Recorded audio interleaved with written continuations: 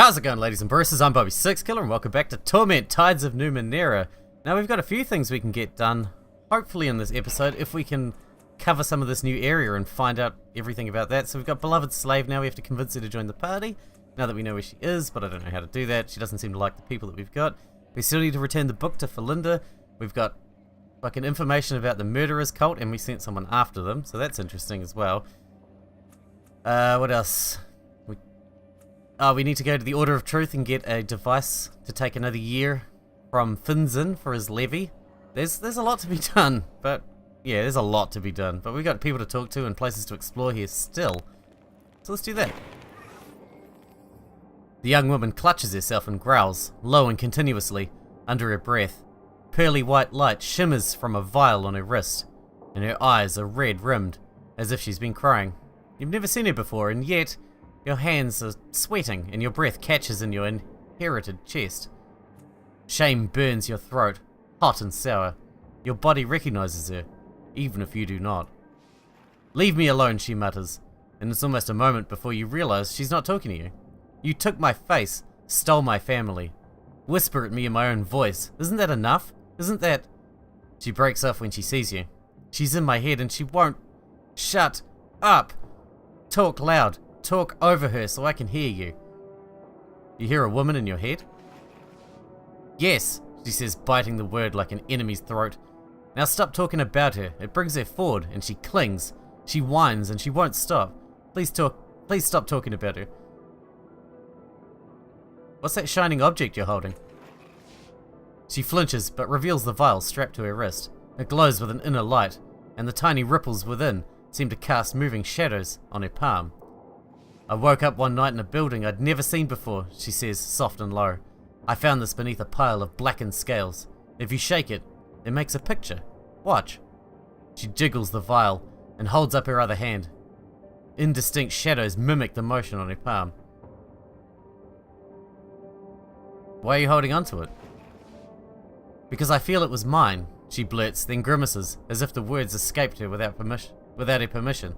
At any rate, it's mine now, and I don't need more of a reason than that. Let's talk about something else. I'm sorry, but I want to hear about the woman in your head. No, every time I think about her, she inches closer to me. Pulls on my arm. Stop asking about her, please. Farewell. I don't really want to steal your thing from you, that's a bit mean. I have no use for it at the moment, at least. If I need it, then I'll come steal it. Hawker. Not sell your stolen goods here. You got it. Okay. Oh, I didn't see you people either. Dude, there's so much here. Fuck, we're gonna have to go back and talk to these guys. Alright, let's head back. We haven't had a chance to try out our new modification yet either. Hopefully that'll be awesome. The mutant boy gazes at the entrance to the chirurgical parlor, flinching at each scratch of razor metal on metal from within. By your estimation, he's in his late teens, but the size of a young, malnourished child. His arms are little more than bone-wrapped in red speckled skin, and a raw line zigzags down between his mismatched eyes and over his blade of a nose, as if pointing directly at his thin lips. He sees you looking. His bird-like muscles flex in his frail jaw. Get a good look, he says, lifting his chin. Or maybe you want to call me some names? I hear eggshell a lot, or maybe lightning bolt. I get that one from time to time. He crosses his bony arms and glares at you. Don't let me stop you. Call me some names. Laugh. Do it now, because in a few minutes, I'll be the one laughing. Are you threatening me? What? Pico says, gaping. Then, he waves his twig-like arms like he's trying to take flight. Look at me. I'd have to be an idiot to threaten you. That's not what I meant. I'm not going to be the butt of everyone's jokes anymore, he says. Electricity sizzles within the nearby parlor. This time, he doesn't flinch away. Lighting flickers, trapped in his determined eyes. I have some money, alright? I'm going to use it to change myself. Change everything I can. He trails off, studying you in turn. His eyes widen, and he glances quickly away, studying the nearby parlor instead. What sort of changes are you considering? What do you care, he says. I'm sure you have business somewhere in the city. I don't want to be any trouble. Why'd you look at me strangely earlier? His mouth trembles, as though he's wrestling with a question he doesn't want to ask. Doesn't feel good to be stared at, does it? He says at last, looking back at the parlour. He seems to be deflecting a question, though it isn't clear why. Can everyone buy improvements from the parlour? Yes, he says, you pay the keeper, and the drones remake your body the way you want. Farewell. Okay. Ooh, stuff. There's probably loot here. The salty air only partially mutes the cloud of putrid sweetness clinging to this jumble of fallen wood, stone, and iron. Until recently, this was someone's home, but the unstable ground must have caused it to collapse. Search the rubble for clues. You shift aside broken pieces of furniture and small pieces of rubble, but you find nothing of value. After a short while, you realize what has happened. Someone has already picked through the ruins and taken the more accessible valuables. You stand back concentrating. Nothing about the pile of stone is familiar, but the view from where the door once stood, a boundless horizon fallen to the sea, is. Updated my journal. This appears to be the house where the cast-off once lived, but either he left no clues of his identity or they were taken by the scavengers. It might be helpful to ask around the area to see if anyone spotted someone looting this house. Study the horizon? Let's try that. 40%? Balls. Alright, let's dig through. 50. We've got other people that can do this. 70. 90. Yeah, we'll do that. The smell intensifies as you heave aside a slab of ceiling. A swarm of startled insects spins away into the sky, revealing the body of a young woman, torn and crushed. An invisible hand rips the air from your chest and the strength from your legs. You fall, feeling a presence close around you. A heat on your back. Who's there? Your words are a whisper. You can barely breathe now, and the heat fills you like a fever. Suddenly, a cool hand covers your burning eyes. A smooth arm folds over your stomach. Making a note. And just like that, the heat is gone. You whirl around. No one is there, but you sense something has changed in the labyrinth. A new reflection is forming in the labyrinth. Dude, cool. We can't really go back there, can we? I just want to try this. I know we haven't got a good chance of pulling it off, but... Dude, we did it! Fingers of wind rake at your face. You squint into the sunlight, trying to remember. You stood here before. You know you have. Letting your thoughts untangle. The skyline tilts, and you stagger as the memory engulfs you. You grip the edge of the crude banister, grimacing at the sea. The calm of the scene no longer touches you as it once did, nor, you realize, does this body. You smile at your own impatience. Your restlessness must rival the ocean itself. Making a note. A gust of salty air bears the memory away in ribbons, leaving your mind aching and dry, atop the ruins of the house. There is little doubt now, the changing god, and the cast-off killed by the sorrow, once lived here. Search the rubble for anything of interest. You rummage through the dusty pile of stone and wood, looking for anything interesting. But no, these ruins appear to have been picked clean. Now let's talk to these guys. Do I have to talk to all of you, or what? Surprise briefly registers on the cultist's face when she sees you. Then she slightly inclines her head in respect. Greetings, beloved vessel. How may I help you? I think someone may have looted that ruined house against the cliff. Did you see who it was? Yes, the cultist said. A mischievous expression crosses her face. But I wonder if I can convince you to share something with us in exchange for our help. She ignores the startled looks from her fellow cultist. Will you tell us about your birth?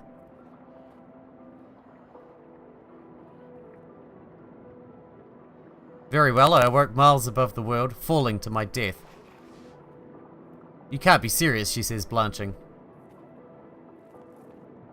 It's true, without getting into the particulars, I survived the fall and came to understand myself. Amazing, she says, shaking her head. None of you were lucky enough to wake up in bed, were you? She clears her throat. Well, a deal's a deal. I'll remember that. We did see someone looking around the rubble before you arrived, she says, glancing toward the pile of rubble. Dirty children, orphans perhaps, were digging through the ruins. I believe they took some food and valuables. But we were trying not to stare. Who lived in that ruined house against the cliff? The cultist glanced at the others. They shake their heads. A man, she says, but we don't know his name or where he is now. He always took great care to avoid us. You seem less deferential than some of the other cultists. Why? None of us revere your father, she says carefully. We simply honor him for his boundless wisdom and bottomless knowledge. We wish to emulate him. She clears her throat. But worship him? No. Good day to you. Alright, what's down here? Dendra O'Her cultist. Let's get him! Okay, we can't. Lord Vutkin? Vuntkin. Let's talk to Lord Vuntkin. Declaiming to the crowd is a well-dressed but sickly-looking man, short, dumpy, and an unhealthy shade of yellow. Despite this, he has the proud demeanor and the stentorian voice of a much larger man. He booms at you as you approach. Ah, another likely fellow. Excellent. The people have called for deliverance from this ravaging Stickus, and a hero has answered. Most courageous of you. I know this man. He has hired me many times and paid me nearly as often. I'll remember that. He frowns as he gets a better look at you. Wait, I know you. You're the one who made peace with the Sticker. Commendable. But I'm afraid one of your new friends didn't hear about the end of hostilities. It's running rogue here in Cliff's Edge. He looks uneasily at the crowd. If these people get a hold of it, things might go badly, and all your work will have been for nothing. Best if you find it first, then return to me and tell me precisely where it is. I'll take it from there. He pats you on the shoulder, and you'll be rewarded, I promise you. As the head of a slave family, I'll owe you a favor, and my favor carries a great deal of weight. Can I ask you more about the Stickus and its kind? You made peace with them. Surely you know them better than I do, he shrugs. But I'll offer my perspective if you like. What else can you tell me about the rogue Stickus you're looking for? He shudders. The vile thing appeared in Cliff's Edge a few days ago, and it's been skulking around ever since. The whole neighborhood lives in fear of it. Why is Cliff's Edge so afraid of the Stickers? Some will tell you it's because the district has suffered the most from the Stickers digging, houses collapsing on people, others falling into the sea. There's some truth to that. But the real reason is that the people have become weak and afraid. They aren't prepared to face adversity.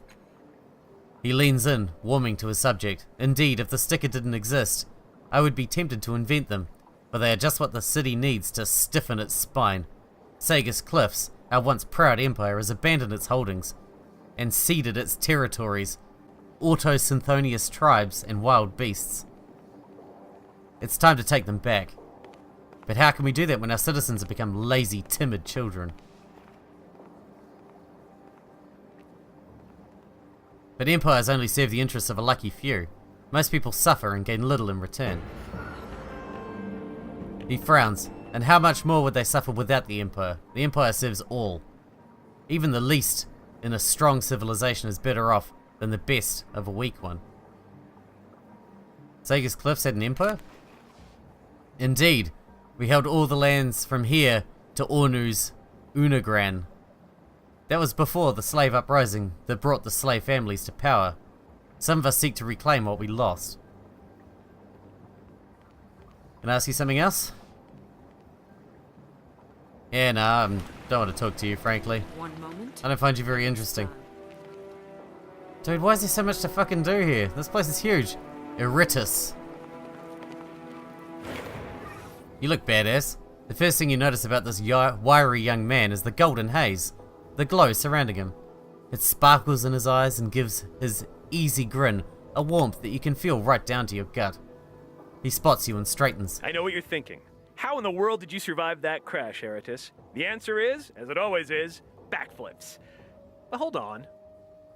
How did you know my name? Never mind. Not important. Of course you know my name. I'm Eritus. He plants his hands on his skinny hips and beams. How'd you end up crashing that airship? Oh, dude, you're the thief. I'm glad you asked. This is somewhat of an understatement. He looks ecstatic. I was climbing up the cliffs to the caravanserai to see how impossible it was when I saw a star falling towards the reef. He raises an earnest finger. I knew right then that finding the star was my destiny. He runs his hand through his kills. But what was I gonna do? Climb down? Boring. Already did it the other way. Walk? Walk? Worse. Far worse. No fun at all. Making a note. He grins. Then I saw the airship docked over my head. I raced on up, borrowed the ship, and pointed it at the reef. His face falls. I don't know what happened next. Despite my expert piloting, the airship steered itself directly at the cliffs. I had no choice. I landed as fast and hard and safely as possible. He shakes his head and he sighs.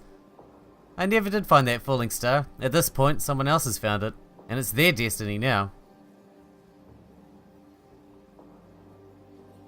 That star's old news now anyway. True, Eridas shouts. Wait a minute, that sounds like something I would say. If you were me, and I was still me. He waggles his finger at you. I should have known we were kindred spirits from the start. We should travel together. Other Eritas? Have adventures. Say yes, don't say no. Why should I let you join me? He gives you a puzzled look, as if you just wondered aloud why air is important. I'm an adventurer, he repeats, brow furrowed. I thought I told you. Adventure happens when I'm around, and you'll get to be a part of it. He raises a finger, but you'll have to keep up. Where we go, he stares at an invisible horizon. We go swiftly, strongly, and most of all, handsomely. He leans in conspiratorially. Until you get handsome, I'll cover for the both of us. Maybe you can join me another time. I already have too many people with me. Really? I didn't know. He looks past you and sees Matt Keener for what is apparently the first time. His jaw drops. What? Why are you looking at me like that? Eridas takes a breath and tries again. He explains, with the expression of a drowning man. His golden aura pulses, possibly in time with his heartbeat. She stares at him, unblinking, and turns to you. Why is he looking at me like that? I could hazard a guess, but I don't think I need to. She glares at you, trying to decipher your devilish clue.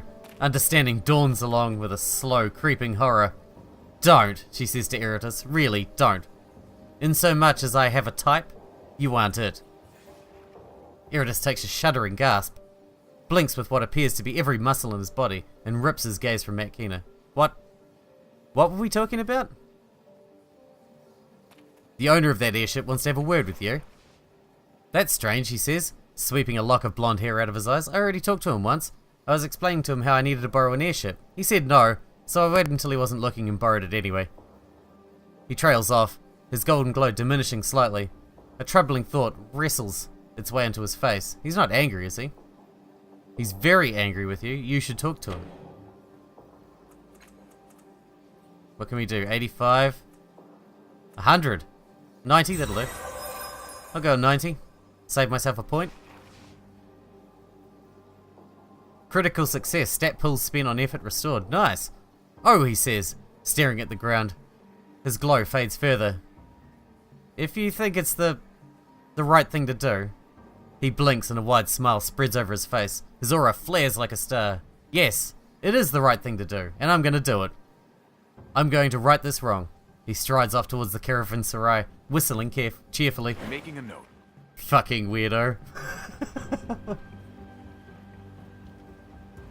Man, this place has so many characters to talk to. We're going to be here forever. Alright, who are you? You're important as well.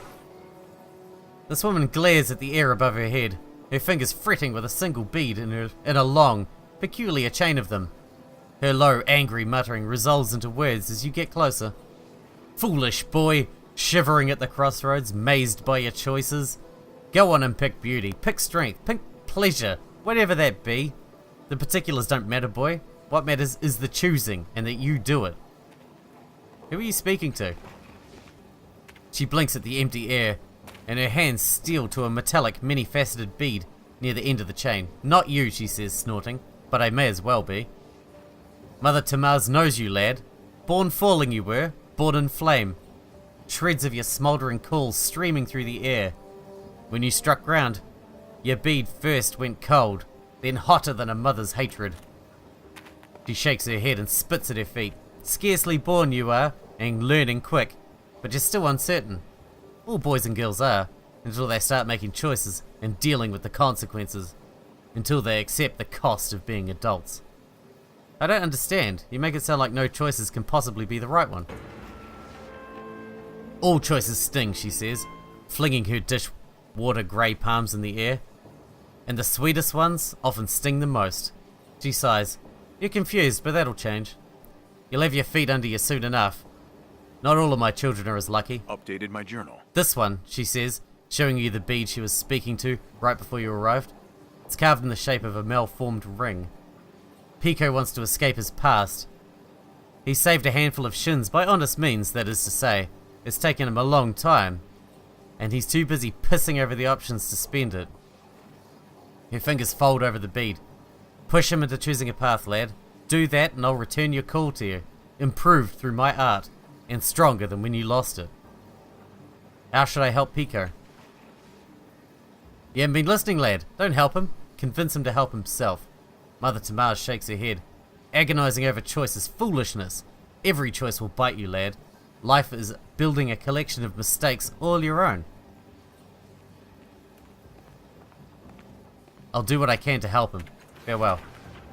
Well, we've already seen him. We know where he is. In fact, he's right there. Let's just go do that right now. Before we come back and talk to more people. Actually, what? Map says that's Circus Minor. Shit, that's nearly back to where we need to go. That's exciting. He toys with his hands, studying the entrance to the chirurgical parlor from beneath his lowered brow. You're back, he says. Tension ripples through the studied calm of his voice. Good. Mother Tamar sent me. I want to help. Oh, he says, blushing. She knows. Of course she knows, and that means you know too. He chews his lip. Fine, I'm scared, alright? I've had this ugly face, this body my entire life. I've saved up to change myself, my future. Maybe I can become strong enough to deal with the people who hurt me. Or maybe fix my face. It can do that, but I'll still be small. Despite the anger in his voice, tears are shining at the corner of his eyes. Making a note. I can only use the machines in the parlor once, understand? It's too expensive. I spent years saving up all this money, it's not enough to fix me. He opens his pouch to display a moderately impressive collection of coins. At all this money, Tabir glances over just in time to see the pouch open. His eyes bulge. Poor lad, he whispers. All that coin must be weighing him down. We should lighten his load. Fuck, he's an asshole.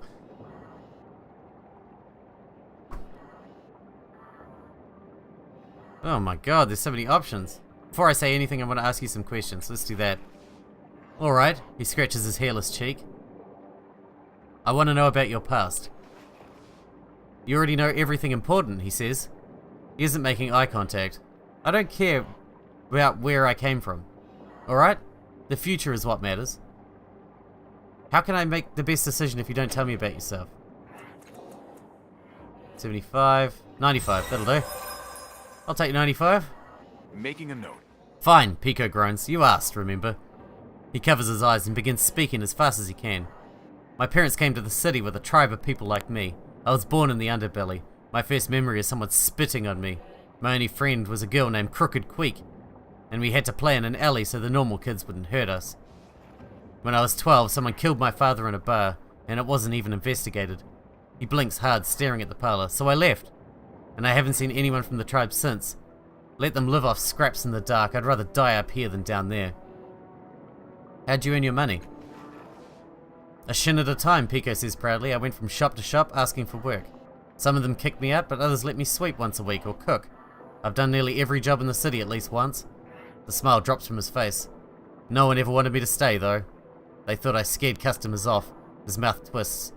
They were probably right. I'm done asking about your past? Good, says Pico quickly. Decide what you're going to do with that money. Alright, he says softly, staring down at the pouch of shins. It's heavy, but not heavy enough. Further proof that money of all sorts is the root of every human misery, Tabir murmurs sagely. We should cheer up the lad by removing his golden chains. I want to get rid of Tabir. I don't like him. I don't like having him.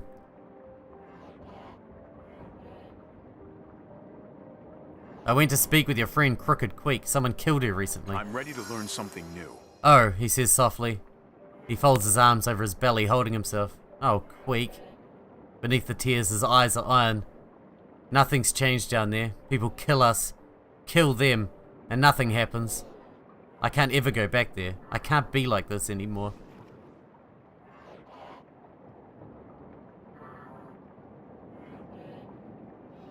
I don't know what to do. Use the parlor to change your appearance. It's important to feel good about how you look. Making a note. He blinks, startled by the authority in your voice. Then a smile spreads across his face, so tentatively that it seems to be testing his face to make sure it will hold the weight. You're right, he says. I hate looking like this. Being bigger wouldn't fix that at all. That's it, he says, nodding. Thank you. I didn't have to make a good choice, I just had to make a choice. You're back. That was quick. This feels even better than I dreamed.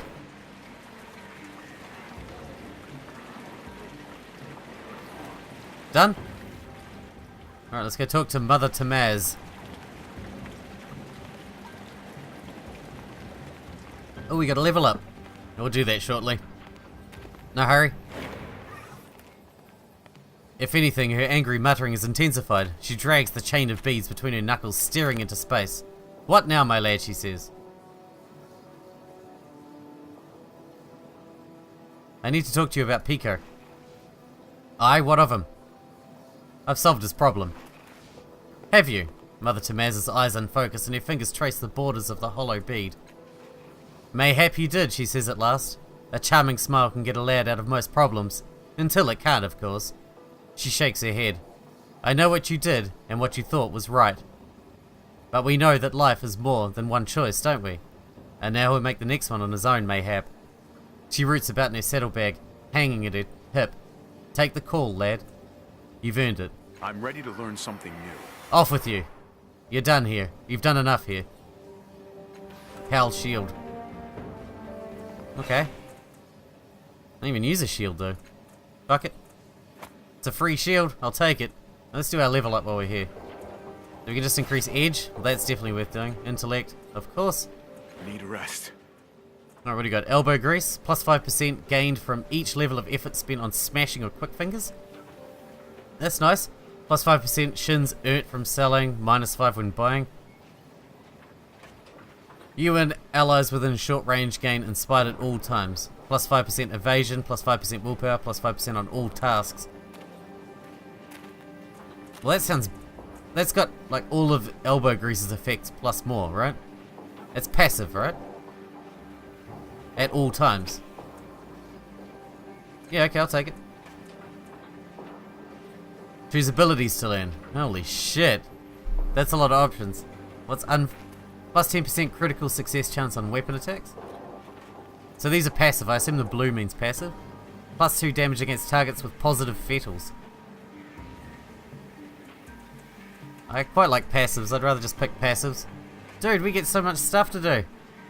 What do we want to do? Heavy weapons, light weapons, melee weapons, ranged weapons. Let's just put another point into medium weapons, I guess. There we go. So now we've all got inspired all the time, yeah? Badass. Now we're just glowing and shit all the time. I really want to get rid of Tabir though. I don't like Tabir. He's an ass face. Madalena glittering. Let's talk to you and then that'll be episode over. We didn't even leave this area. Hello, friend. Not a single rumble beneath my feet for hours, and I hear I have you to thank. Her eyes crinkle at the edges as she smiles warmly at you. Now, she puts one hand on her hip and gestures to her table with the other. I hope very much that it was thought of my treasures that guided you.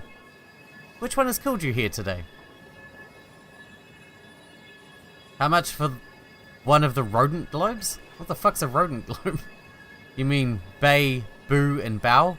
She raises her hand and unconsciously pets one of the globes as it swings past her right ear. The tiny creature inside squeaks and scampers in a tight circle before the globe drifts out of sight. They're not for sale, my friend. I hope you're not too disappointed. Are you sure you won't sell me one of the rodent globes? Very sure. Okay, what have you got for sale? I've probably got shit I can sell. What is this? An artifact. Okay.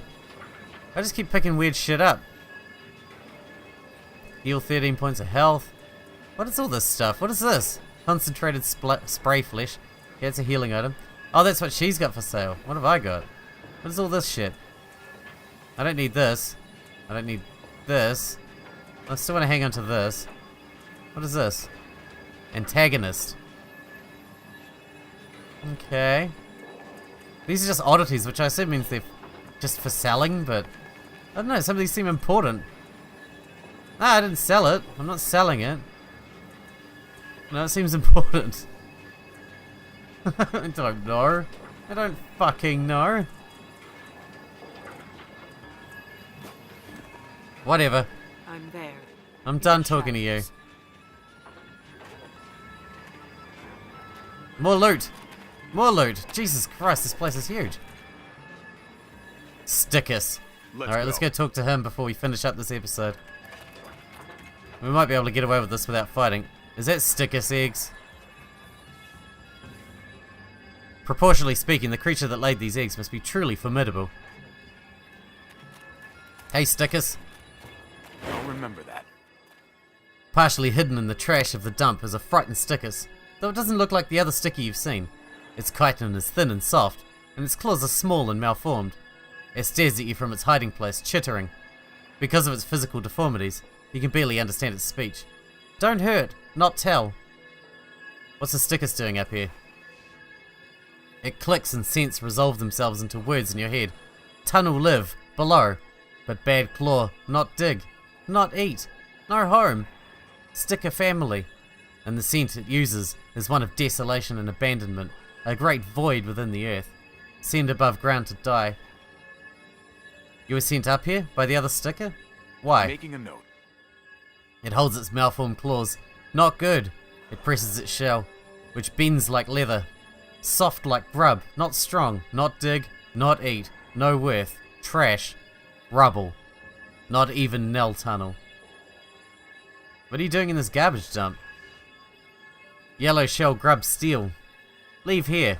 It emits a fierce scent of rotten air and underwater floods. Not speak. Dangerous. Are you the Stickus everyone is looking for? It waves its deformed claw in affirmation. The scent of mud, sadness, wafts from it. A man with a yellow shell left you on Cliff's edge. Do you mean a man with yellow skin? I'll remember that. Its odor becomes strong. Hard rock mixed with veins of ancient metals. Intense affirmation. Sticker dig for food? What do you eat? I thought they had electricity. And it makes a digging motion, digging its claw against the ground. Even with his other fans, his stubby talons, like someone mining a bright flash. Dig makes sparks, eat sparks. Not dig, not make spark. Not hunger, not eat, hunger. If you can't make sparks to eat, why haven't you starved to death up here? It points down the alley. Baby brown grub feed. It shows you a heap of small electrical devices, all drained of energy. Spark shells, spark tubes. It points to itself and smells of flint and steel. Eat. Its scent is gratitude. Farewell. I guess Done. there's not much I can do with you, really, right now, is there? What's happening? Making a note. A scrawny boy in rags reaches out as you pass by. Sir, please, sir. I know you saw the Stickers hiding in the midden. Please don't tell anyone about him, sir. He's not doing any harm. You saw his hands. They're like human hands. He can't dig like the others. It's not him that's bringing down the houses. What is the Stickers to you? We found him, sir, my sisters and I. And he was so pitiful. Near to starving. Near to dying. We've been feeding him old devices and power cells ever since. But we've got to get him out of there. The neighbours will find him soon, and that'll be the end of him. You feed him power cells? Sticker eat electrical energy, and we can't find nearly enough. He's starving. Do you have a plan to help him escape? No, sir. We can't just walk him down the street, or that fat little lord will see him. Not to mention the neighbours, and they'd kill him for sure. I won't tell anyone, your secret's safe with me. Thank you, sir, you're a lifesaver, sir. Now if only we could get him to safety. Maybe I can find a way to get him out of here. Could you, sir? That would be wonderful. If we could find the other sticker, maybe they'd help him escape. I've heard some of them are down in the underbelly, but I've never seen them myself. I'll try. Thank you, he smiles. I had a feeling I could trust you. All right. You're welcome. Just keep reminding me how awesome I am. Okay? Now. I don't want to look at it, I want to grab it. There's something to grab there. Although I don't know how I can get down there. I'll handle it. To be honest. Well, we haven't been in there and we haven't been in there yet. So we got 2 more buildings to check out, but we definitely have to end this episode. So in the next one we'll check out these 2 buildings and then hopefully we can actually start getting some of these fucking missions done. Okay, it's taken a while, but we're getting somewhere. I mean, we're achieving stuff. We've all got buffs now. That's pretty badass. And Matt Keener here's got full edge and everything, so I can, you know, rely on her a bit. Alright. Hope you guys enjoyed it. Thanks for watching. Thanks for hanging out with me, and I'll see you in the next episode.